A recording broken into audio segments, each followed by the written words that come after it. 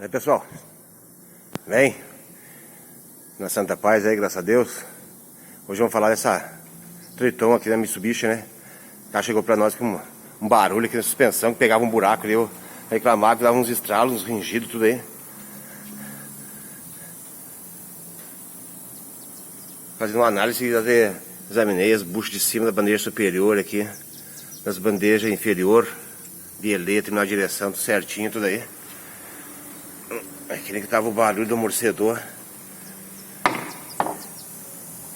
Olha aqui. Que houve na bucha aí, ó.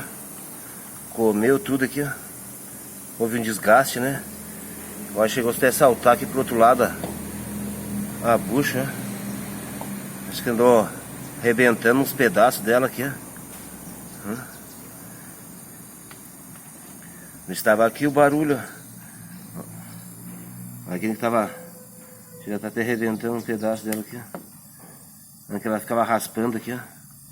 Raspava aqui na bandeja, fazia um ringido, velho. E dava até uns barulhos conforme o buraco, o solavanco que pegava aqui, né?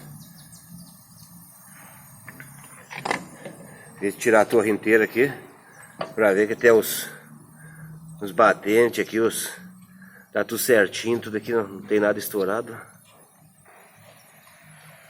O coxinho tá inteiro. E aqui em cima depois eu vou tirar também para conferir se as borrachas aqui também superior, aqui que ela costuma estourar também aqui, né? Aqui não vai dar para ver bem, tem que desmontar ela. Mas o barulho maior era aqui, ó. Onde estourou a bucha. Não levar o pessoal aí que eles, para não trocar o amortecedor aí, eles fazem essa bucha de novo aqui, ó. Feito uma bucha de pneu aí, como é conhecido aí. Essas aguentam o tranco dessas caminhonetas aí, né? E tava dos dois lados também, ó. Eu também já desmontei tudo. Não é difícil de tirar aí, é coisinha fácil, não é nada de complicação aí.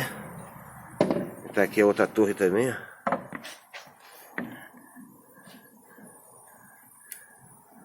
Eu já tava marcando e tava forçando tudo ali.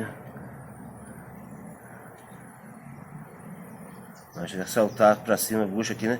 E a hora que força que vai o parafuso aqui pra segurar isso que fica forçando, né? E dava uma folga entre a bucha e o parafuso aqui. Você acarcava a caminhonete pra cima e pra baixo, que você escutava aqui, ó. A bucha gastou aqui dentro, né?